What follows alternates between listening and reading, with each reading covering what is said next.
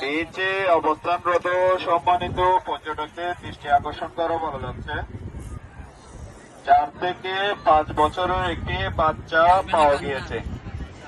বাচ্চাটির কোনো গার্ডিয়ান যদি শুনে থাকে দয়া করে লাইফ গার্ড টাওয়ারে এসে যোগাযোগ করুন।